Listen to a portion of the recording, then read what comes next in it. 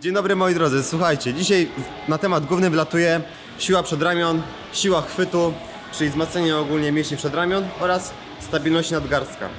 Wiemy, że gdy nie mamy tutaj siły, to nasz nadgarstek będzie niestabilny i nasza dłoń będzie się często otwierać, będziemy puszczać nasz drążek czy sztangę. Jeśli natomiast będziemy mieć odpowiednio wzmocniony chwyt, czyli mięśnie zginacze, ramienno-promieniowy, mięsień ramienny oraz też prostowniki, to będzie skutkowało też lepszym chwytem.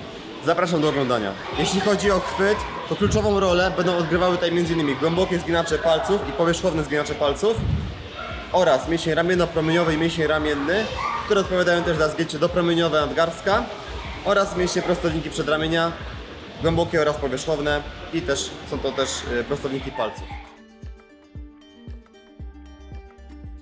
Pierwszym ćwiczeniem będzie uginanie przedramienia chwytem młotkowym. Chwytamy za ketla, wydłużając dźwignię i tym samym utrudniamy sobie ćwiczenie, wymuszając na naszym nadgarstku większą pracę, który musi stabilizować każdą perturbację. Główne mięśnie zaangażowane tutaj do pracy to m.in. ramienno-promieniowy, który jeśli jest rozbudowany, to odpowiada za wizualne, większe przedramię. Pozostałe mięśnie to oczywiście mięsień dwugłowy ramienia, czyli biceps oraz zginacze przedramienia. Pamiętamy, aby przy tej pozycji nie przechylać się do boku i stać stabilnie. Możemy wydłużyć sobie czas pod napięciem w górnej fazie, aby bardziej zintensyfikować to ćwiczenie.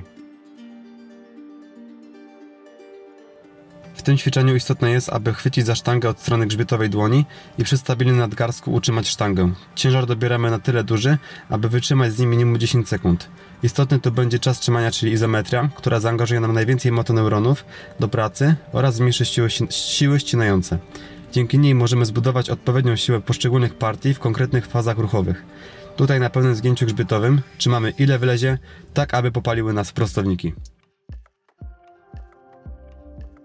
Kolejnymi ważnymi ruchami będą ruchy z supinacji oraz pronacji przedramienia, czyli rotowanie na zewnątrz oraz do wewnątrz. Staramy się płynnie przechodzić od jednej pozycji do drugiej. Główne mięśnie tutaj zaangażowane do pracy to mięsień nawrotny obły oraz nawrotny czworoboczny, które nawracają przedramię oraz mięsień odwracacz, który jak wiadomo odwraca przedramię. Dodatkowo w ruch ten będzie zaangażowany staw ramienny.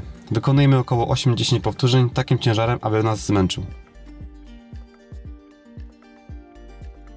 W tym chwycie główny nacisk kładziemy na mięśnie zginające nasze palce bez angażu mięśni kciuka. Trzymamy ketla wszystkimi 4 palcami bez kciuka. To ćwiczenie świetnie sprawdzi się na wzmocnienie siły naszych palców. Możemy również dołożyć sobie tutaj ruchy supinacji oraz pronacji.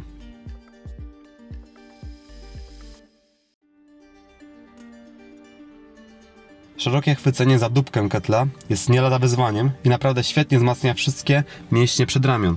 Spróbujcie sami. Trzymamy do momentu, aż nam ciężar nie spadnie. Kolejny wariant na wzmocnienie siły naszych palców. Łapiemy za talerz z ciężarem około 5 do 15 kg, kwestia indywidualna i trzymamy do momentu, aż poczujemy, że ciężar leci nam z dłoni. Możemy powtórzyć około 3 serie na każdą z dłoni. Tutaj nie dość, że trenujemy nasz chwyt, to dochodzi nam stabilizacja centralna w funkcji chodu we wzorcu X. Staramy się nie chwiać na żadną ze stron, odpowiednio angażując do pracy mięśnie tułowia, a m.in. mięśnie skośne brzucha. Idziemy do momentu, aż poczujemy, że ciężar zaczyna nam lecieć z rąk.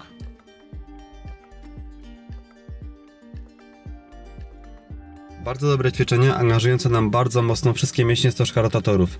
Przy ustabilizowanej obręczy barkowej trzymamy ketla dupką do góry i przekręcamy się do boku za pomocą zaangażowania mięśni tułowia. W ten sposób tworzymy zdrową korelację bark-tułów, która potem dobrze się przełoży na bardziej funkcjonalne wzorce. W ostatniej fazie odrywamy wzrok od ketla i musimy zaufać naszej propriocepcji w obręczy barkowej, aby utrzymała ciężar. Jest to ćwiczenie w otwartym łańcuchu kinematycznym, czyli to, co nasz bark najbardziej lubi, i w tym otwartym łańcuchu odpowiednio wzmocniony stożek rotatorów będzie odgrywał kluczową rolę w stabilności obręczy barkowej. Wykonujemy luźny zwis, nie wykonujemy żadnych szruksów łopatkami. Zwis jest super ćwiczeniem wzmacniającym nasz chwyt, a do tego dochodzi do trakcji w stawie łokciowym i barkowym, czyli do odciągnięcia od siebie powierzchni stawowych, rozprowadzając równomiernie maść stawową w naszych stawach. Do tego dochodzi do elongacji kręgosłupa i również może nam to pomóc w różnych dolegliwościach kręgosłupa, robiąc większą przestrzeń między kręgami. Możemy dodać sobie ciężar. Podaję tu przykładowo moją metodę na wzmacnianie chwytu z ciężarem.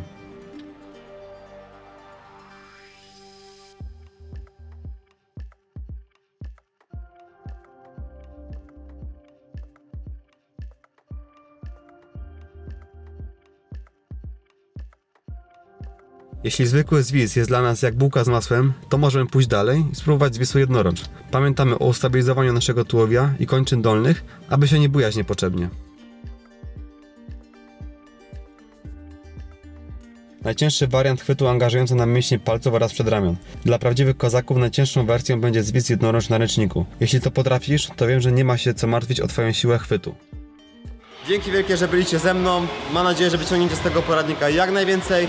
Niesiecie to do swojej praktyki, do treningów, że wasze chwyty będą żelazne, mocne i niezniszczalne. Zostaw łapkę, subskrypcję, bądź dalej ze mną i dzięki wielkie za dziś. Pozdrawiam.